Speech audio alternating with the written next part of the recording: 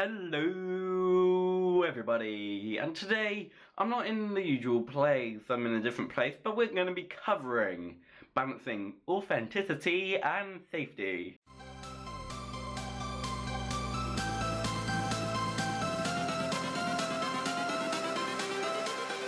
Everything changes.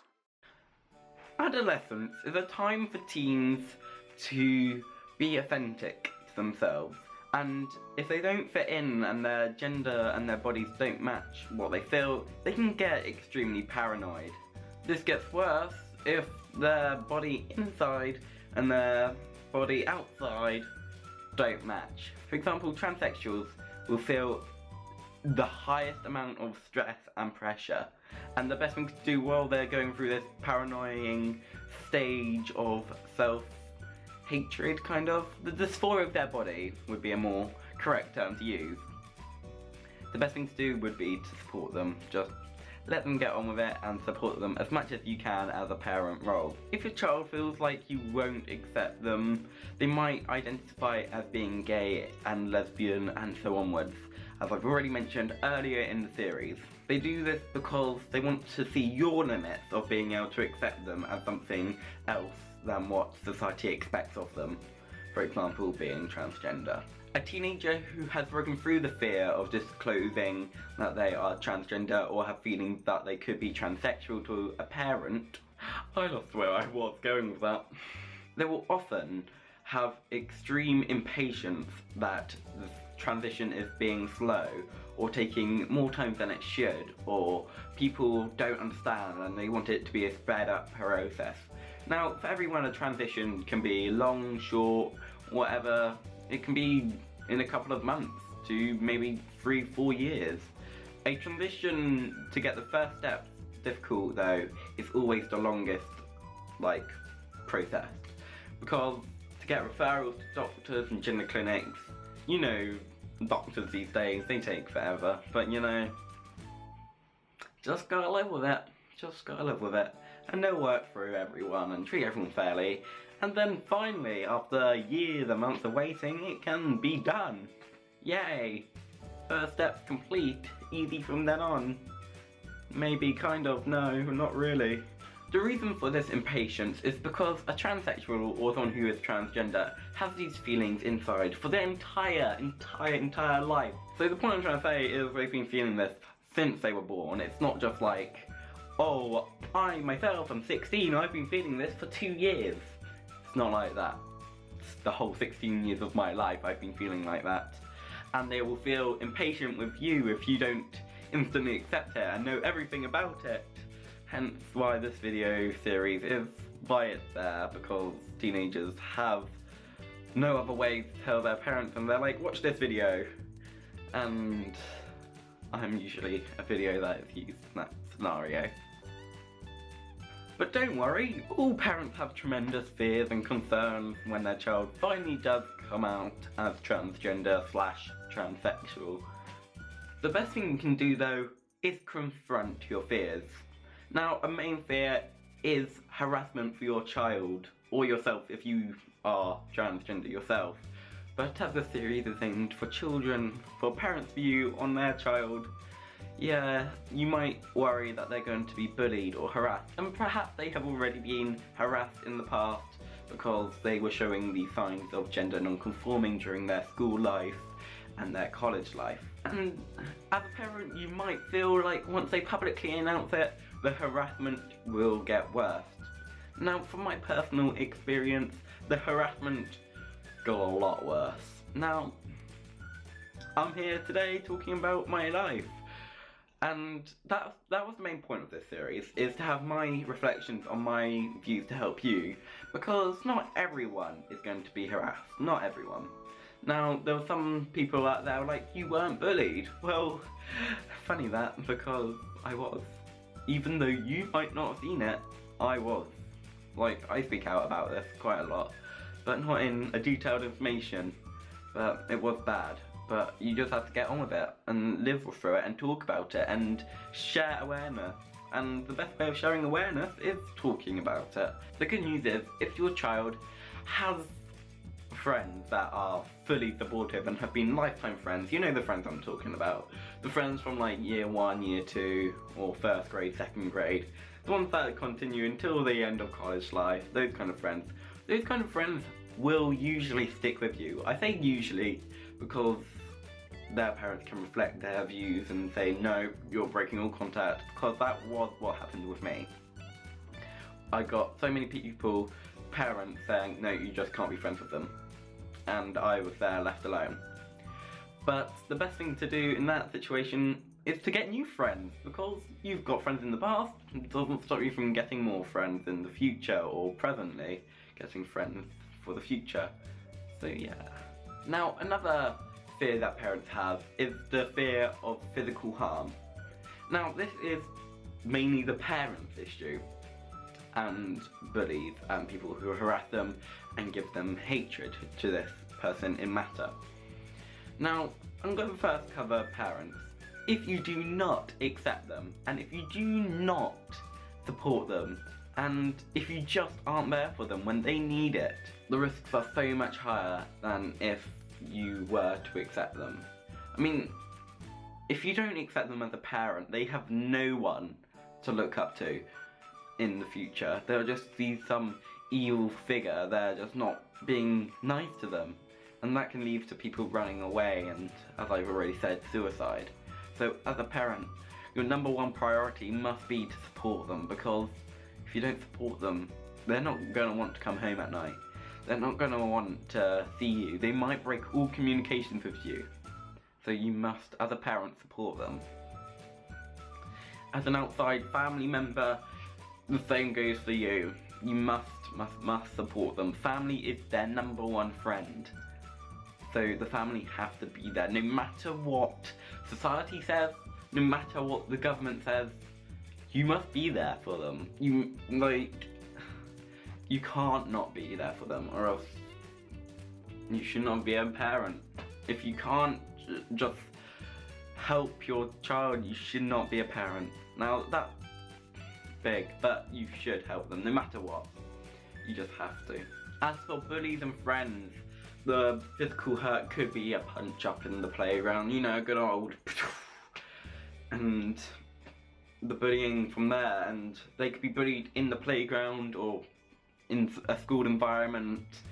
They most likely won't tell a parent that they're getting bullied. So you need to keep on going, saying, are you being bullied? Even when they say, no, it's all fine, it's all good.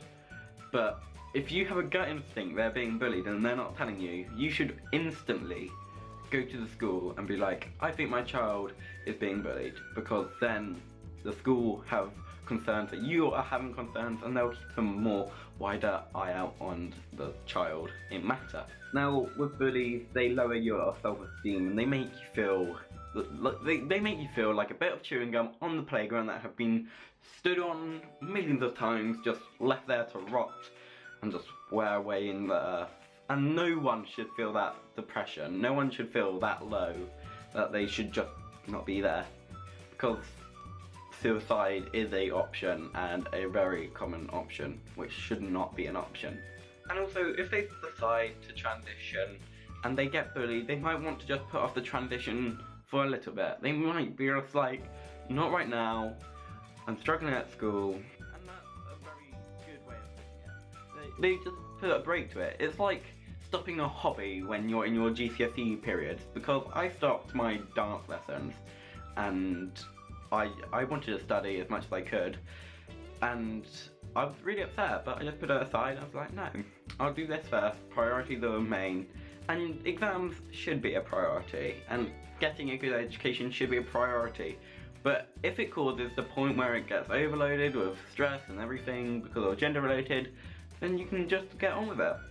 It's simple, really. What I'm trying to say is, you might just want to have a little break. Everyone's allowed to have a little tea break now and then. Now, another high transition issue is the fear of regret. Regret was a huge issue in my transition. Now, I won't explain my entire story, but I came out as transgender, and then I came out as transsexual, and that whole period where I was thinking, am I really transsexual? Am I? Maybe not. I don't know. I'll give it a few more months. I don't know. It was a really stressful period. And I said to my parents, I think I'm transsexual, but the feeling I had was regret. And I still do, to an extent, for the future stuff. I'm like, will I regret taking hormones? Will I regret having surgeries? I guess always in my mind there's a regret of doing something in my transition. Like, do I regret buying this t-shirt? Do I regret cutting my hair the other day? Like, we always have these regrets deep in our mind of something to do with the transition, and I guess even parents might regret.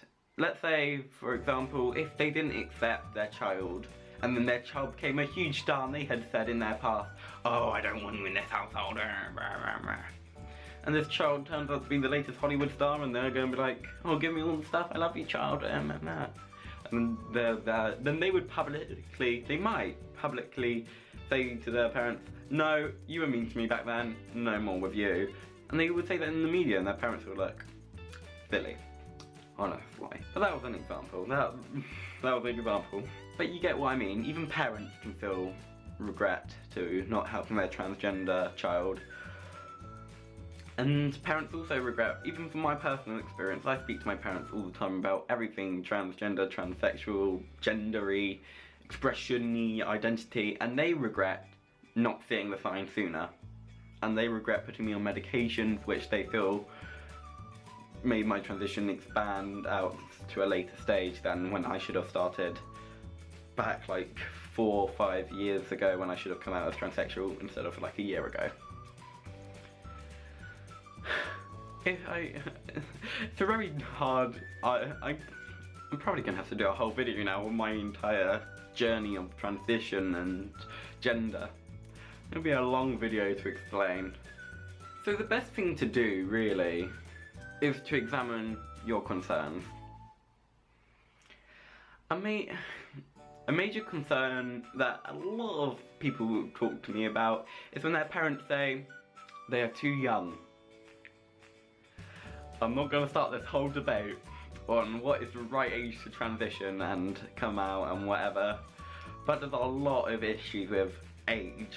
Now, at 16, you can take hormones that can change body parts. They can develop the body in a more opposite biological sex way, if that makes much sense.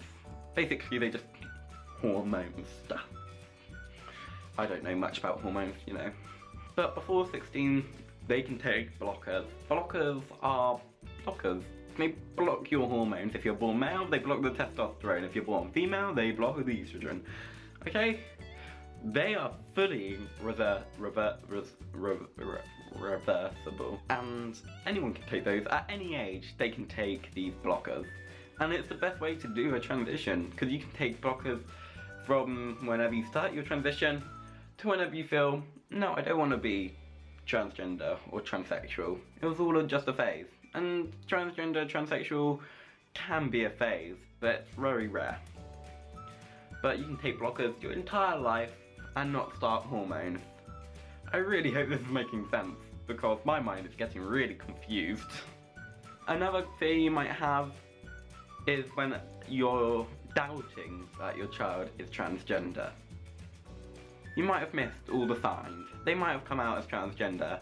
You're like, back when you were like 7, you were extremely boyish. And now you're saying you're a girl? What is it all of this? Ugh. And as I said, you can just go from completely boy to girly girl. Like, you really can, because gender identity and gender expression are separate. You might feel you're a girl up here, and you might express as a boy down here. So what? You're still transgender. You're still transgender. You might think it's a mental illness, which transgender and gender non-conforming stuff could be seen as a mental illness. It's definitely not an illness in my mind. It might be a hormone related DNA mess up thing. I'm not quite sure what doctors call it. I'm not at top of my science stuff, but in my experience, I don't really see it as an illness, and I don't really see it as a mental illness. I see it as a mix-up of a DNA being born kind of thing. It's hard to explain how I see it, but I don't see it as an illness. I just see it as, let's say, scientifically being able to explain as something. Some parents might see it as being rebellious to what a parent wants. They might be like, oh, I don't like transgender child, and a week later their child might be like, I'm transgender. And parents might see that as being rebellious. But deep down, if they're transgender, okay? Some parents might see it as an emotional relief. So their child might have gone through a traumatic time and they're using it as a relief strategy. And some parents might see it as a way of getting attention. Or some parents might see it as just trying to fit in with a group of friends or with what's on the media. If you see it as a mental illness or trying to get attention or trying to fit in with the media, something fell downstairs. Well, all those things are extremely rare. If they come out as transgender, the majority, like 99.9% chance they are really transgender. You might feel like there's no need to transition because boys can do what girls do and girls can do what boys do, and there's no issue with that. But reality, if your gender identity is female and your biological sex is male, there is discomfort and there is a need to transition. Often or not, parents would feel like they don't want their child to transition as it might reflect on them. So if I was your child and I came out of transgender, how would you feel? Would you accept them? Or would you be like, no, you can't transition, it'll look bad on me, I might lose my job and everything, oh my god. That's the point I'm trying to say. As a parent, you might fear you're going to lose friends. Now, my own experience reflecting onto that is my parents lost a lot of friends. They blamed me even for making them lose friends in the early days. They lost so many friends in the past. My parents have been on this earth for like 50 years plus. And all those friends they've ever made are just either there or they're like, no, you can't do that, that's bad, it's against what God says. I don't really want to challenge religion in any shape or form. But if you've got strong religious views on LGBT matters, just to keep them to yourself. Just keep them to yourself. We don't need to hear it. I'm sorry. End of debate. And the biggest fear you might fear is the feeling of loss. My parents grieved when I came out as transgender. They're still not fully recovered. We look back to my past self and we see them as a dead person. We just have to get on with it and live with it. My parents acted like I died. Now, a long story short, in year 7 I was brutally attacked. Brutally attacked. We won't go into full discussion, but for people that know me personally, it wasn't that issue. But parents do feel like their child has died. They feel that the whole upbringing until like their teenagehood, when they finally come out as transgender, all that past is gone. Everything to that build up of that day is gone. Burned. No longer there. Me looking back now, I regret destroying evidence of when I was born. I got rid of everything. I tried. I couldn't reflect on it. I had to redecorate my entire room. Getting rid of photos off of Windows XP, Windows Vista computers. Like, we just wiped every last thing out. And parents doing that, they feel like they've died, their child has died, and they've got a new one. Now, I look back to photos now, some of the remaining evidence, and I think to myself, that does not even look like me anymore. Like, even if I was to cut my hair short, I would not look like how I used to look. You can't rechange your image. You've got like a mental image in your mind, and no matter what I were to do now, if I was to regret transitioning and to untransition, I could never ever be the same person I was before. Ever. Nothing would ever be the same. pay attention to your concerns. Think of all the possibilities. I've only mentioned a few. Think of the outcomes of every issue that could occur from it. Maybe of losing friends. What are the issues that will come out of losing friends? You lose connections. You lose memories. And so on. And on that note, thank you guys for watching. And remember, as always, like, comment, and subscribe. I really hope you've thought a lot during this video. It's definitely been a changing point for me. It's taken forever to record this video. Good.